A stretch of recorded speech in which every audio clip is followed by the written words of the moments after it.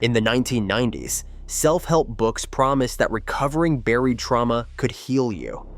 Nearly 60% of clinicians soon agreed, but when a massive 38% of people failed to recall documented abuse years later, was this a breakthrough for survivors or a trap that could shatter families with false certainty? The truth behind memory's darkest mysteries may not be what you expect. So how did we get convinced? In 1988, a book called The Courage to Heal landed on store shelves and quickly became a phenomenon. Written by Ellen Bass and Laura Davis, neither of whom were licensed therapists, its message was simple but powerful. If you feel pain, anxiety, or confusion, you might be a survivor of childhood abuse, even if you have no memory of it. The book did not just offer comfort. It provided step-by-step exercises, journaling, guided imagery, and dream work meant to help readers uncover hidden trauma. Across the country, workshops sprang up in church basements and community centers, where people learned to dialogue with their younger selves and to interpret symptoms as clues to a buried past. The promise was intoxicating. For people haunted by unexplained sadness or self-doubt, here was an answer that made sense of suffering and offered hope for healing. The Courage to Heal sold over 1 million copies. Its pages passed from hand to hand, underlined and dog-eared. Support groups and survivor circles multiplied. Stories of breakthrough flooded newsletters and local talk shows. In these rooms, the idea of repressed memory was not just theory, it was lived experience, shared and validated by others. Therapists too felt the pull. The book's exercises seeped into private practice and counseling sessions.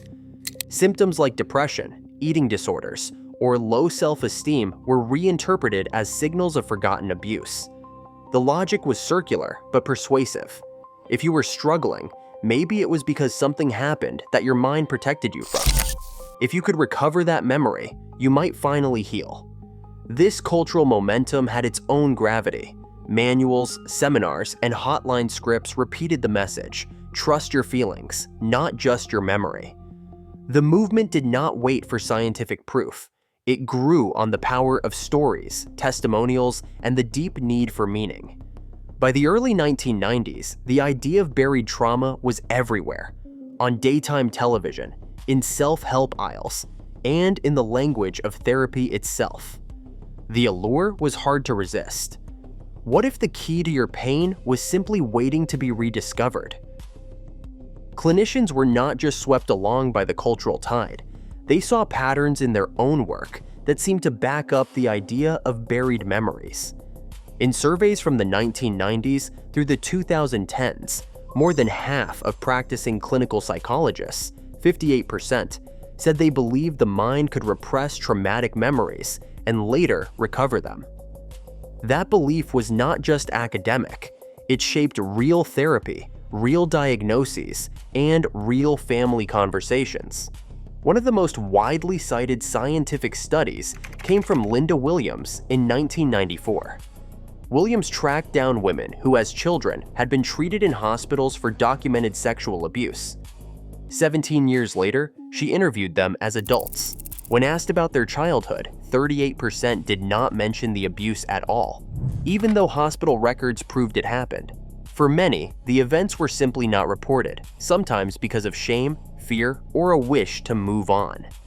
In other cases, the women described blank spots or a sense of unreality around those years. This finding became a cornerstone for the plausibility of delayed recall. It showed that people could have real, verified trauma in their past, and yet not talk about it or even seem to forget. Therapists pointed to these numbers as evidence. If a third of people with documented trauma do not mention it later, maybe the mind really does protect itself by hiding pain until it feels safe to remember. The Williams study was taught in graduate programs and cited in expert testimony. For many, it offered a scientific anchor for stories heard in therapy rooms and support groups. But everyday memory works in similar ways. Forgetting is not just about trauma. The mind blanks on details all the time, on old phone numbers, on names of classmates, even on what you had for breakfast last week. When gaps appear, the brain fills them in with guesses, with logic, or with the stories we have told ourselves before. This process is called reconstruction. Most of the time, it is harmless, but when the stakes are high, that same process can blur the line between what is real and what is imagined. So the belief in repressed memories was not just wishful thinking. It was reinforced by data, by clinical experience, and by the ordinary quirks of how memory works. The certainty felt earned, but as the story continues, that certainty will face a challenge.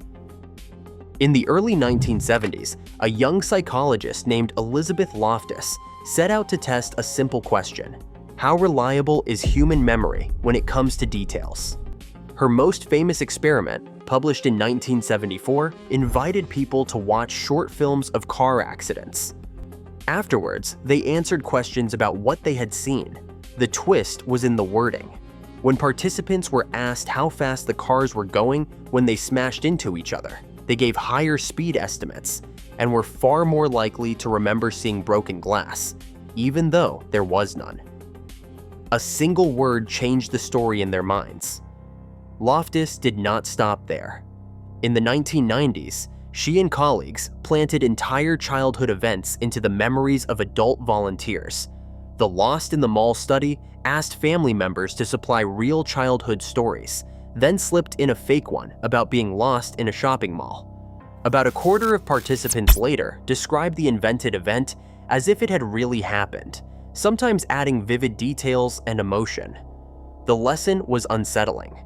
Confidence, even vividness, did not guarantee truth.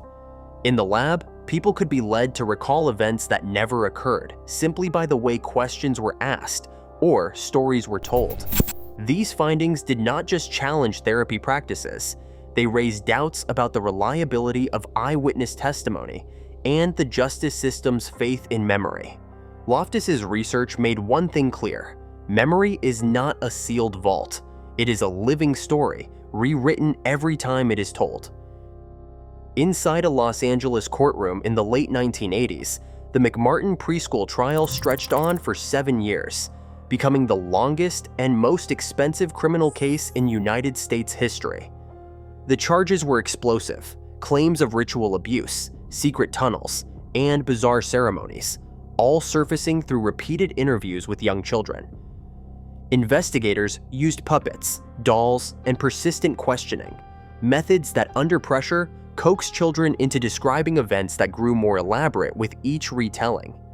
Many children initially denied any abuse, but as interviews continued, stories shifted and grew, sometimes echoing the very suggestions planted by adults. In the end, not a single physical trace of evidence was found. By 1990, every defendant was acquitted or had charges dropped. The families, however, were left in ruins, reputations destroyed, relationships shattered, children caught between conflicting memories and adult expectations. The courtroom fallout did not just stain the justice system. It sent shockwaves through therapy and public trust in memory itself. Decades later, the same cycle repeats online. On platforms like TikTok and Instagram, the hashtag TraumaTok has gone viral, with users sharing stories of unearthing hidden trauma through self-guided exercises and symptom checklists. Some find comfort, others, swept up in the promise of clarity, cut ties with parents or siblings after becoming convinced of abuse that no one remembers. Estrangement and regret follow viral trends, echoing the old dangers in a new digital form. The lesson is as stark now as it was in the McMartin era. When certainty is built on the shifting ground of memory, the cost is measured in fractured families and lost trust. Today, memory science reminds us that confidence is not the same as certainty, and that stories can shape what we recall. As therapy and justice systems evolve, the cost of mistaking suggestion for truth remains high. In a world hungry for answers, humility about memory is not caution, it is protection. Share your thoughts below.